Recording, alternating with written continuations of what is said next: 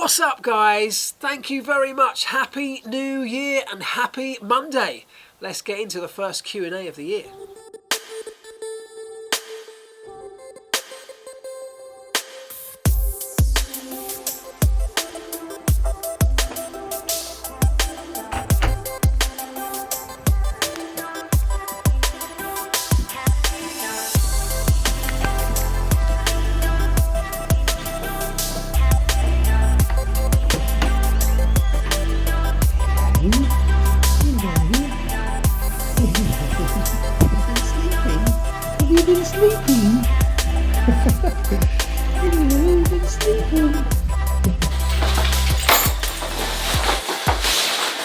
Right, let's go to work. Kids have gone to school. It's Monday the 7th of January, which means it's the first Monday of 2019, and that means it's the first Ask Elvis. And as ever, you lot have not let me down. Some awesome questions. Thank you very much again. The dog's got a squeaky toy for Christmas, which you can probably hear in the background. But let's get into some questions. Way too many for me to plough all the way through today. So many good ones, thank you. I've tried my best to answer some of the others that I haven't put into this video online, but keep them coming. I love them all. There were some great ones. Thank you very much.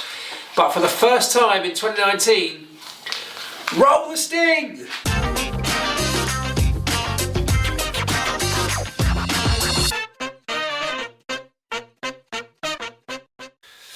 Right, got to go for a run in a minute with the dogs, but let's get a question out of the way first. The first one we'll go for is this one from Tom Blay. Good question. He says, Happy New Year, Mark. What do you think are the chances of McLaren this coming season? Do you think they'll be up with Renault, or do you think that their clearly deep-rooted issues are too fundamental to have been even partially fixed over the past 12 months? Well, it's a really good question. It's a question that lots of people have been asking me recently. Now, I speak to and hang out with occasionally lots of people from McLaren, lots of my ex-colleagues, lots of people who still work there now. And I can tell you there's an air of increased or improved positivity at the moment. There are still some deep-rooted issues at McLaren. Let's not make any mistake about that. They still haven't yet got stability, although it's starting to go that way. They've got a longer term plan now, which is great, and I think everybody can see that. They're building for a future, which is good. But the reason there's an improved air of positivity at the moment is a couple of reasons. First of all, they know that Renault have made significant gains over this winter with the power unit side, in all areas of the power unit side. Other than that, though, at McLaren specifically, they know what went wrong last year with last year's car. They had a fundamental issue.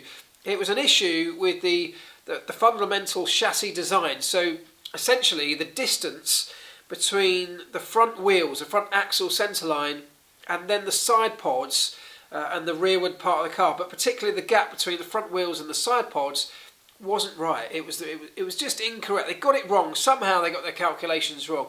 And the effect of that was that when you put the car into any sort of steering lock, even as little as something like 5 to 10 degrees of steering lock going into a corner, it upset the aerodynamics so much that you lost a huge chunk of downforce as the car's going through the corner when it needs it most, of course.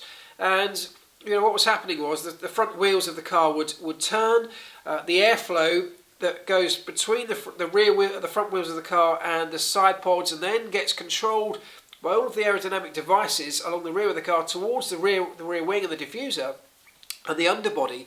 Well, all of that airflow was being disturbed. It was detaching.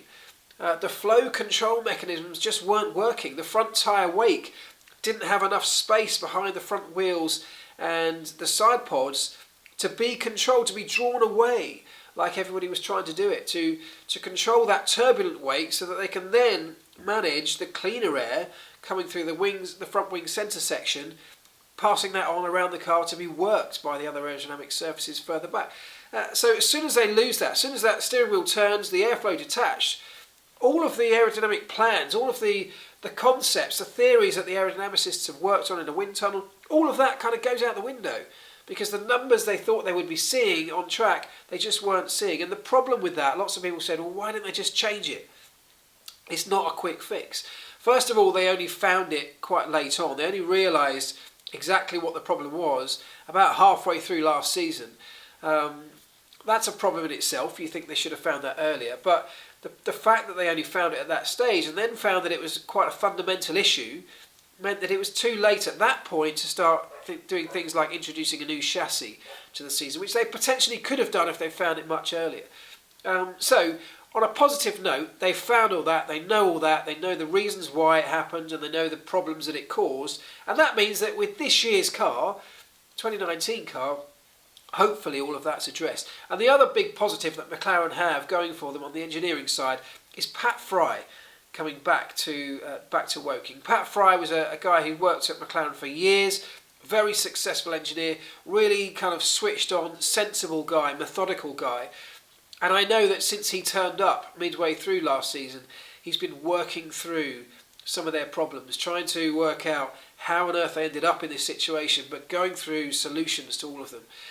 He's a good old-fashioned engineer, and I have absolute confidence that he can lead the direction that they need to go to solve some of these problems and get the engineering team back on track. So I think plenty to be positive about McLaren. Will they be up with Renault? I don't see why they shouldn't be up with Renault. If you're a McLaren fan, plenty of reasons to keep your fingers crossed and have a smile on your face, hopefully. Right, we're going for a run. Come on. Yeah, going for a run. Come on.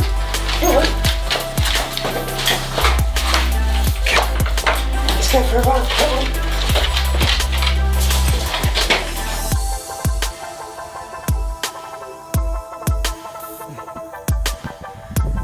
It's pretty cold right now in the UK, I've got to be honest.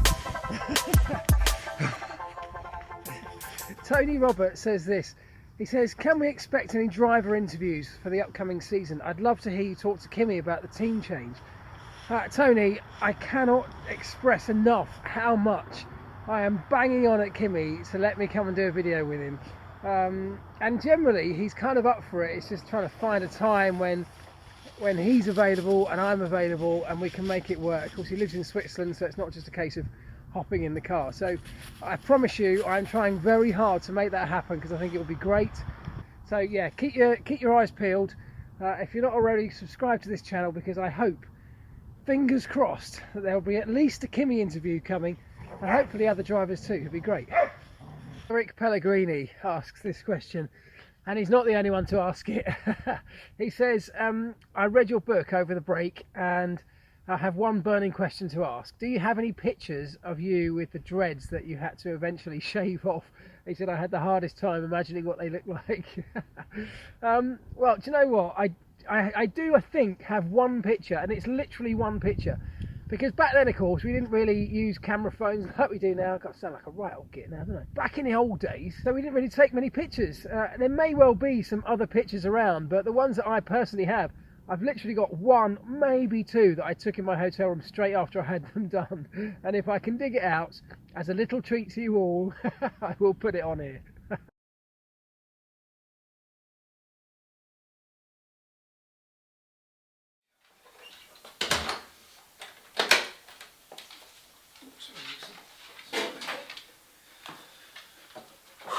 Right, decent run done. I reckon that was probably only about 6k, something like that. Up and down some serious hills. I do enjoy it. I wish it would be lighter in the mornings again because I much prefer going first thing in the morning straight after I wake up, but it's just too dark. Anyway, I'm going for a shower and we'll do some more questions.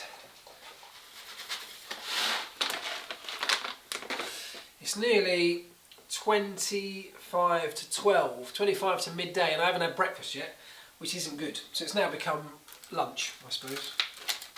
Will asks this question. It says, which motorsport event you haven't been to or been involved with would you like to go to in future years? That is a good question, Will, and it's one that I've been thinking about recently. Because, do you know, one of the big motorsport events that I would love to go to is the Indy 500. I've been to Indianapolis, of course, when we raced there in Formula One. It's an amazing place, it's an amazing city, town, it's an amazing venue. But even when I was there, I could only imagine what it must be like on Indy 500 day, week, month, as it is.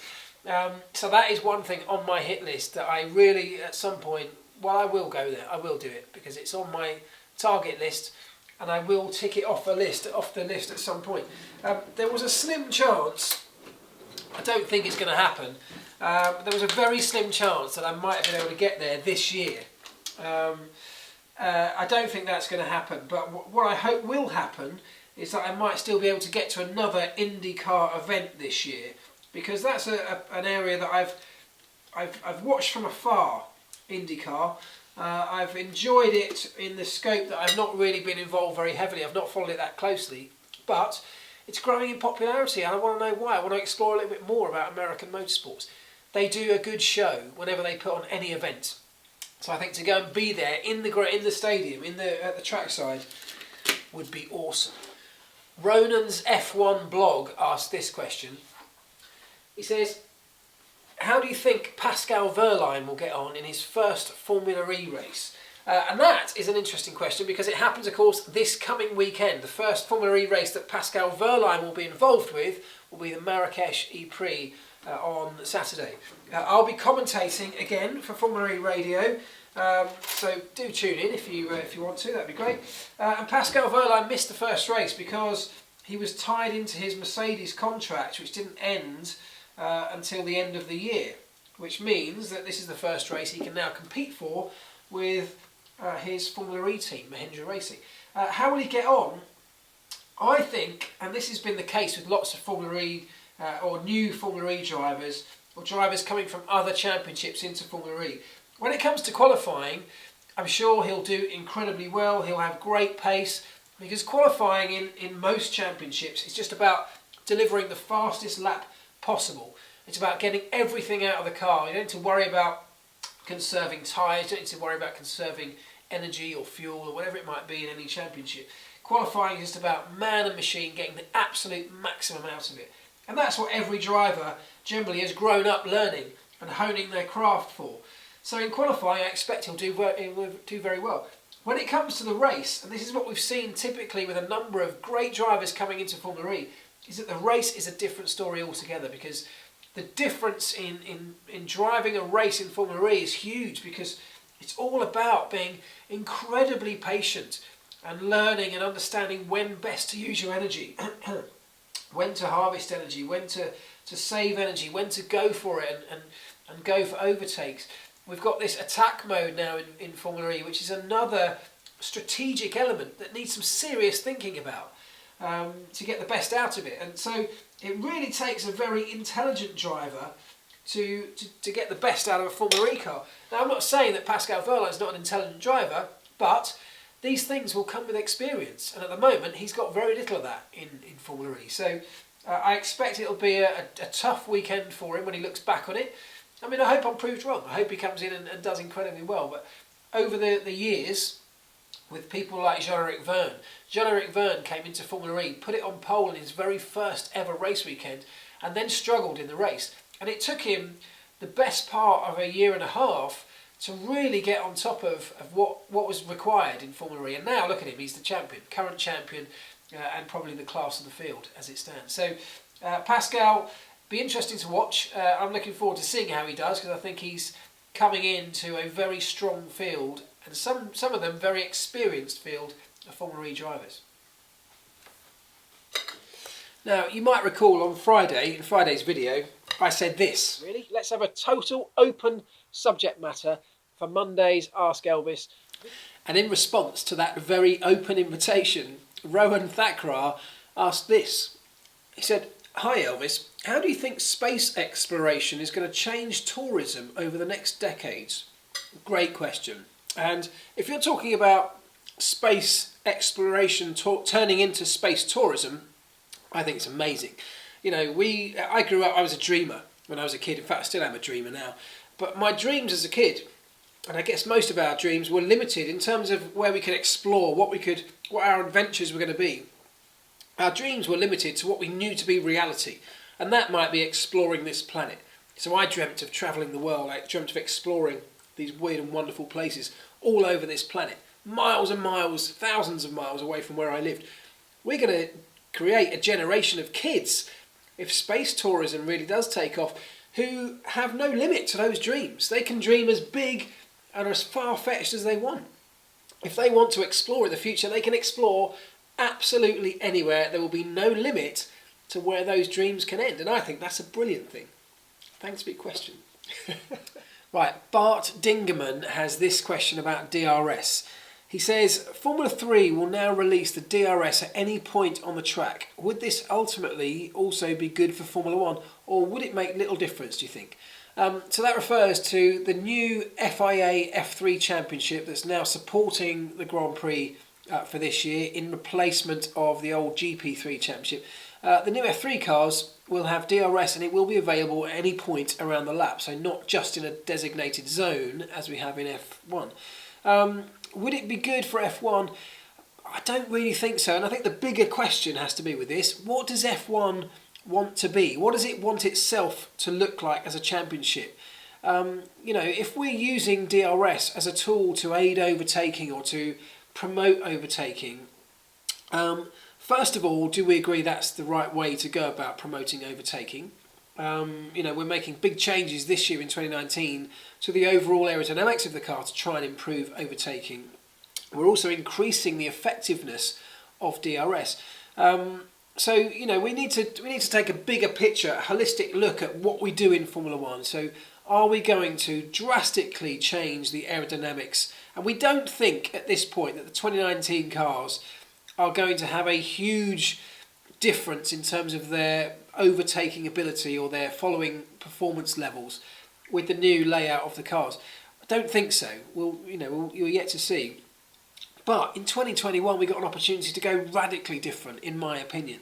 And at that point, should we not be using the aerodynamics of a car to drastically change them and make those cars able to follow each other, almost unimpaired by the preceding car's aerodynamics? So for me, that's how we should be looking at this, rather than trying to use band-aids like DRS to overcome that problem. But even if you say DRS is the way we're going to go, you've got to remember that in Formula 1, we apply that DRS effect in 1, 2, sometimes 3 dedicated zones on the track, and they're always the longest straights, aren't they? Because that, of course, is where the DRS is by far most effective. If you open it up all the way around the lap on any given lap, you've got this effect of the thing opening, shutting very quickly, potentially in between little start-stop bursts around the lap, closing, and opening at moments when maybe it's unsettling to the car. Particularly on a Formula 1 car where aerodynamics are so crucial and so much more powerful than on something like an F3 car. If that's constantly changing all the way around the lap, it becomes potentially dangerous, I would say.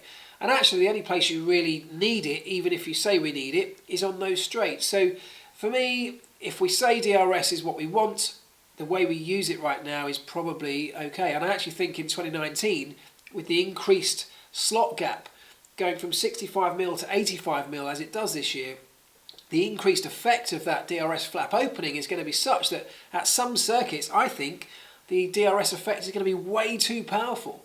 And we'll see cars just breezing past each other, or almost maybe not wanting to be in front as they pull onto a straight, because they know the car behind will, no matter who it is, potentially will breeze past them along the straight with the DRS effect. So for me, it's a much bigger question. I don't think it's just as simple as saying, yes, we should allow DRS all the way around the lap in Formula 1. For me, that's not the right way to go. Right, I thought we'd come back outside because it's bloody freezing, but it doesn't feel right without doing one of these, not in front of this window. And to all the people who keep messaging me saying, can you please get rid of all this dead ivy on the wall?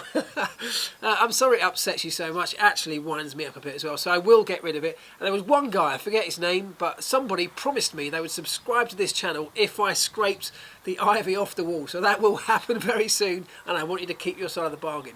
Right, final question then. This one comes from Marc, and she says, if you could give some advice to returning F1 driver Robert Kubica, what would it be and why? Well, first thing to say is the last thing Robert Kubica needs from me is advice. When I thought about this, the first thing I thought was I would tell him to stay mentally strong, because at some point over the course of 2019, something's going to go wrong for Robert. He's going to have a crash, or he's going to have a terrible race. He's going to spin off, and somebody is going to say it's down to his impaired mobility. And that's when he's going to need his mental strength. But then I thought, do you know what? Of all the things that Robert Kubica has in abundance, has more than most of us of, is mental strength, isn't it? To overcome the challenges he's had to overcome in recent times, I think his mental strength is up there. But there are going to be people just waiting to find a reason to knock him down. And he's going to be potentially coming into a difficult car, into a difficult team. This is perhaps going to be a different version of Formula One to the one that he was used to. The other drivers, or many of the other drivers around him, are far more experienced in this hybrid era, which is a very different era to the one that he was competing in last time around. So he could have a difficult year. But that doesn't mean to say that it won't be a good year for him personally. To have achieved what he's achieved, to be back in a Formula One car, I think is incredible. And if he can maintain that level of mental strength, where he doesn't care what other people are saying, where he believes in his own ability, I think that will get him a long, long way. In fact, look how far it's got him already. So there we go. He doesn't need advice from me, but as you asked, that's the kind of thing I would probably say to him. There we go. Thank you so much, guys, for all of the questions again. Really can't tell you how much I appreciate it. I've loved them. There were so many more as well. I'll try and work through them in the comments section. So thank you. Have a great evening. I'll see you tomorrow. Peace out.